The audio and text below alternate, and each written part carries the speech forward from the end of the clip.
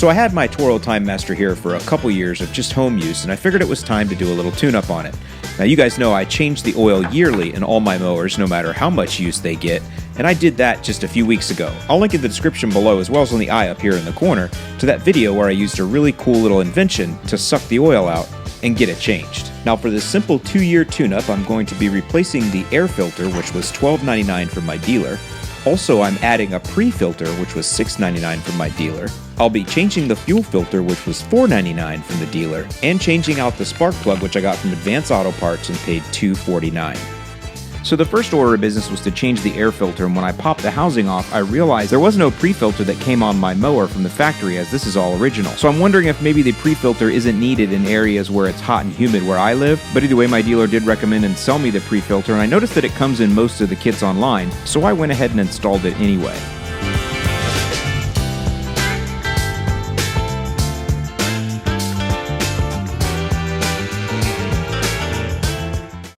Next was the fuel filter, and you'll see that it does take a little bit of finagling to get these clamps off and pull the lines through. Now, one thing I learned here is it's important to have the right tool for the job, especially when it comes to removing the lines and the fuel filter. These spring action hose clamps here, you can see that when I used my needle nose pliers, I couldn't get the clamps to loosen up to get them off. I grabbed some different pliers that have a wider grip, and I was able to remove the clamps much easier.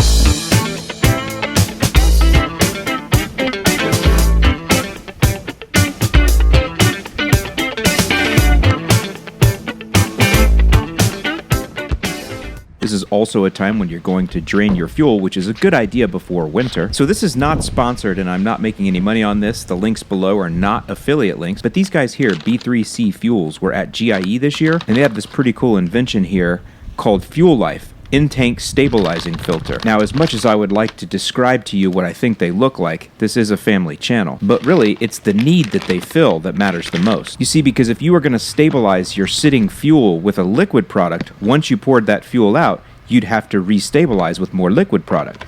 But with these drop-ins, you simply leave it in the tank and it'll clean whatever fuel you put in there for up to 2 years. Removes water and contaminants from the fuel, keeps you safe from ethanol, corrosion, and varnish. You just drop them in. Now, if you don't want to drop it in like that, they do come with strings and you can even put a date on it. But you could also drop these directly into the tanks on your equipment. You see here I put one in my pressure washer because that's the kind of equipment that I only use a couple times a year and the gas sits other than that.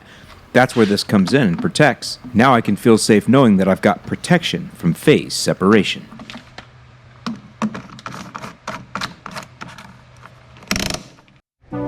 So the next thing was to change out the spark plug.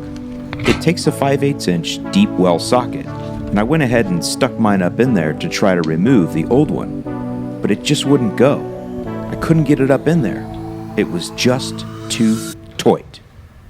And then I was reminded, I've had this happen before with these sockets, and I'm hoping that you'll learn something here from my mistakes. So I'm going to save you guys some hassle, some of you. So this spark plug takes a 5/8 inch deep well socket, but I bought these Craftsman ones on Amazon a couple years ago because I like the name Craftsman, but when I got them, they seemed a little janky. And what I found is these sidewalls are so thick, they just won't fit. I've had this happen not just on here, but on other small equipment, other things. I mean, I can't tell you how many times these have failed me because these sidewalls are so fat they just won't fit in. These, the Husky, are thinner and it fits perfectly. I don't know, maybe it has to do with all those teeth on there as well. I don't know, but there's no way these are the same Craftsman that my dad had. These have got to be, I don't know if Craftsman's just whoring their name out or what, but I would say from now on, make your purchases when it comes to sockets and hand tools like this at the Home Depot, Lowe's, or, you know, from the Matco guy or whatever. Make sure you get something that, well, that works for you. I don't know if you're going to be able to see it on the camera here, but it's a tight fit that socket has to go into up in there. And if the sidewalls are too thick, it just won't fit. But see, this Husky, it fits nice.